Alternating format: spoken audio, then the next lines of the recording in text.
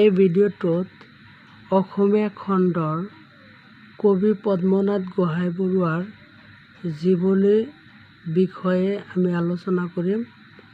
আৰু যদি এই ভিডিঅ'টোত আপোনালোকে নতুন হয় তেনেহ'লে মোৰ চেনেলটো ছাবস্ক্ৰাইব কৰি বেল আইকনটো বজাই দিব। যে পদ্মনাথ গোহাঞিবৰুৱাৰ জন্ম হয় 1871 চনত। তেওঁ উত্তৰ লখিমপুৰৰ নকাৰী গাঁৱত এখেতৰ জন্ম হৈছিল।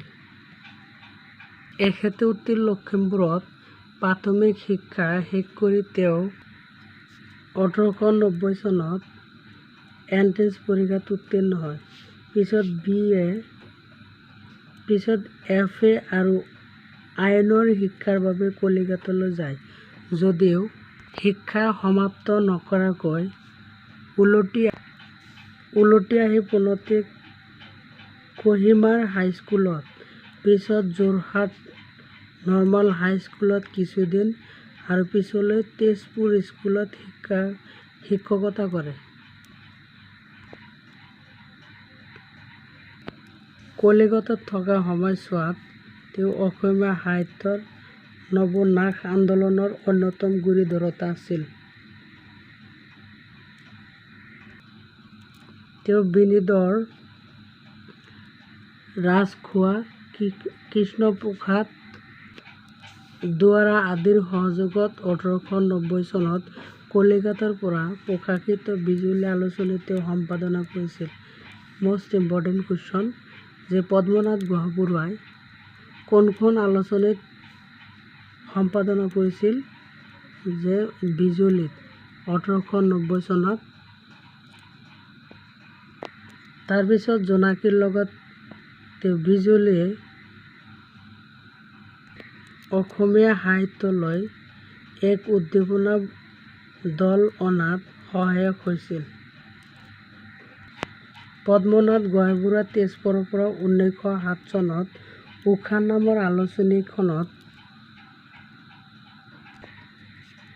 নামৰ আলোচনীখন উলিয়ায় আৰু পৰৱৰ্তী কালছোৱাত তেজপুৰৰ পৰাই প্ৰকাশিত আসামবন্তি নামৰ এখন কাকতৰ 1.5 কোটিৰো অধিক বছৰ কাল সম্পাদনা কৰে।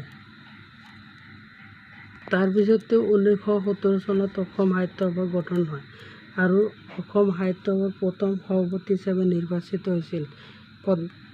পদ্মনাথ গোহাঞিবৰুৱাই 1917 চনত অসম সাহিত্য সভাৰ প্ৰথম সভাপতি হিচাপে নিৰ্বাচিত হৈছিল। তেতিয়াৰ ইংৰাজ চৰকাৰৰ পৰা তেওঁ পেঞ্চন সাহিত্য পোনপ্ৰথমবাৰৰ বাবে পেঞ্চনৰ সাহিত্য হিচাপে লাভ কৰিছিল। মষ্ট ইম্পৰ্টেণ্ট কুৱেশ্যন যে কোনজন কবিয়ে পেঞ্চনৰ সাহিত্য লাভ কৰিছিল ইংৰাজ চৰকাৰৰ পৰা? পদ্মনাথ গোহাঞিবৰুৱাই। 1946 চনত তেজপুৰৰ পৰা তেওঁ পৰলোক গমন কৰে। 1946 চনত ছাত্ৰাবাসৰ পৰা সাহিত্য জীৱনৰ পাতনি মেলা পদ্মনাথ গোহাঞিবৰুৱাৰ হাতত প্ৰথম অসমীয়া উপন্যাস পদ্মনাথ গোহাঞিবৰুৱাৰ যে উপন্যাস হ'ল ভানুমতী। মষ্ট ইম্পৰ্টেণ্ট কুৱেশ্যন যে পদ্মনাথ গোহাঞিবৰুৱাৰ প্ৰথম উপন্যাসখনৰ নাম হ'ল ভানুমতী। কিমান চনত প্ৰকাশ পাইছিল? 1891 চনত। এই ভানুমতীখন কোনখন আলোচনীত প্ৰকাশ পাইছিল? যে বিজুলী আলোচনীখনত প্ৰকাশ পাইছিল। মষ্ট ইম্পৰ্টেণ্ট কুৱেশ্যন লাহৰী তেওঁৰ দ্বিতীয় উপন্যাস। লক্ষ্মীনাথ বেজবৰুৱা নহয়, পদ্মনাথ গোহাঞিবৰুৱাৰ দ্বিতীয় উপন্যাসখন হ'ল ভানুমতী। তেওঁৰ দ্বিতীয় উপন্যাস ভানুমতী। আৰু বাণৰজা তেওঁৰ পৌৰাণিক নাটক। সাধনী, জয়মতী, গদাধৰ, লাচিত বৰফুকন তেওঁৰ বুৰঞ্জীমূলক নাটক। আৰু গাঁওবুঢ়া, টেটোন তামুলী, ভূত নে ভ্ৰম তেওঁৰ ধেমেলীয়া নাটক। পদ্মনাথ গোহাঞিবৰুৱাৰ সাহিত্য জীৱনৰ কীৰ্তিস্তম্ভৰূপে 3 খণ্ডত ৰচিত শ্ৰীকৃষ্ণ গ্ৰন্থ পদ্মনাথ গোহাঁই বৰুৱাৰ 3খন লীলা কাব্য। প্ৰথমটো হ'ল ফুলৰ চানেকি জোৰণি। পদ্মনাথ গোহাঁই বৰুৱাৰ কবিতাৰ পুথি 3খন হ'ল লীলা কাব্য, ফুলৰ চানেকি আৰু জোৰণি। এই 3খন হ'ল কবিতাৰ পুথি। লীলা কাব্যত প্ৰথমা পত্নীৰ লীলাৱতী বিয়োগত বেদনাৰ সুৰ বিৰাজমান আছিল। লীলা কাব্য গীতাহাৰ অসমীয়া গদ্য সাহিত্যৰ এক উজ্জ্বল চানেকি আৰু ইয়াৰ উপৰি বুৰঞ্জীবিদ, নীতি শিক্ষা পৰিদৰ্শন, জীৱনী সংগ্ৰহ ইত্যাদি। যিকি নহওক, যে পদ্মনাথ গোহাঁই বৰুৱাৰ কবিৰ বিষয়ে মেইন পইণ্টকেইটা আপোনালোকৰ ওচৰত দাঙি ধৰিছোঁ। আৰু ভিডিঅ'টো যদি ভাল লাগে আপোনালোকে স্কিপ নকৰাকৈ চাই থাকিব। আৰু ইয়াৰ মাজত বহুতো কুৱেশ্যন হ'ব পাৰে, যে 2-এটা কুৱেশ্যন আপোনালোকক দেখা দি আছোঁ। যে ফাৰ্ষ্ট কুৱেশ্যনটো হ'ব পাৰে, পদ্মনাথ গোহাঁই বৰুৱা কিমান চনত জন্ম হৈছিল? 1871 চনত। আৰু উত্তৰ ক'ত জন্ম হৈছিল? উত্তৰ লখিমপুৰত নকাৰী মৌজাৰ নকাৰী গাঁৱত। আৰু এটা কুৱেশ্যন হ'ব পাৰে, 1890 চনত কলিকতাৰ পৰা তেওঁ প্ৰকাশিত বিজুলী আলোচনী তেওঁ সম্পাদনা কৰিছিল। যেনেকৈ কুৱেশ্যনটো হ'ব পাৰে যে পদ্মনাথ গোহাঁই বৰুৱাই কোনখন আলোচনী সম্পাদনা কৰিছিল? যে বিজুলী আলোচনী। কিমান চনত? 1890 চনত। তাৰপিছত ইয়াতে আন এটা কুৱেশ্যন হ'ব পাৰে, 1907 চনত উশান নামৰ আলোচনীখন তেওঁ প্ৰকাশ কৰে। যে কিমান চনত উশান নামৰ আলোচনীখন পদ্মনাথ গোহাঁই বৰুৱাই প্ৰকাশ কৰিছিল? 1907 চনত। নাইবা কুৱেশ্যনটো এনেকুৱা হ'ব পাৰে, যে পদ্মনাথ গোহাঁই বৰুৱাৰ আলোচনীখনৰ নাম কি আছিল? উষা। এটা মষ্ট ইম্পৰ্টেণ্ট কুৱেশ্যন হ'ব পাৰে, যে পদ্মনাথ গোহাঁই বৰুৱাই কিমান চনত অসম সাহিত্য সভাৰ সভাপতি আছিল?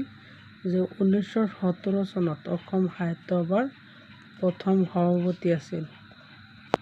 আৰু পোন প্ৰথমবাৰৰ বাবে এখেতে যে ইংৰাজৰ পৰা সাহিত্যিক পেঞ্চন লাভ কৰিছিল। নাইবা কুৱেশ্যনটো এনেকুৱা হ'ব পাৰে, যে সাহিত্যিক পেঞ্চন লাভ কৰা কবিজনৰ নাম কি আছিল? পদ্মনাথ গোহাঁই বৰুৱা। 1946 চনত তেজপুৰত তেওঁ পৰলোক গমন কৰে। কিমান চনত পৰলোক গমন কৰে? 1946 চনত। আৰু এটা কুৱেশ্যন হ'ব পাৰে, পদ্মনাথ গোহাঁই বৰুৱাৰ প্ৰথম অসমীয়া উপন্যাস কি আছিল? প্ৰথম অসমীয়া উপন্যাস হ'ল ভানুমতী। আৰু 1891 চনত তেওঁ মুক্তি লাভ কৰে। আৰু এই উষা নামৰ আলোচনীখন কিমান চনত কোনটো আলোচনীত পাতনি মেলিছিল? বিজুলী আলোচনীত পাতনি মেলিছিল। আৰু লাহৰী 1892 চনত এখেতৰ দ্বিতীয় উপন্যাস। আৰু বাণৰজা তেওঁৰ পৌৰাণিক নাটক সাধনী জয়মতী, গদাধৰ, লাচিত বৰফুকন, তেওঁৰ বুৰঞ্জীমূলক নাটক গাঁওবুঢ়া, টেটন তামুলী, ভূত নে ব্ৰহ্ম, তেওঁৰ ধেমেলীয়া নাট। আৰু পদ্মনাথ গোহাঁই বৰুৱাই সাহিত্য জীৱনৰ কীৰ্তিস্তম্ভৰূপে 3টা খণ্ড ৰচিত শ্ৰীকৃষ্ণ গ্ৰন্থ। আৰু পদ্মনাথ গোহাঁই বৰুৱাৰ পুথি 3খন হ'ল লীলা কাব্য, ফুলৰ চানেকি আৰু জোৰণি। যিকে নহওক, নিশ্চয় আপোনালোকে মোৰ কথাখিনি বুজি পাইছে। যে যদি এই ভিডিঅ'টোত আপোনালোকে নতুন হয়, তেনেহ'লে মোৰ চেনেলটো ছাবস্ক্ৰাইব কৰি বেল আইকনটো বজাই দিব, যাতে নতুন ভিডিঅ'টো আপডেট দিয়াৰ লগে লগে আপোনালোকে অতি সোনকালে পাই যায়। Thank U.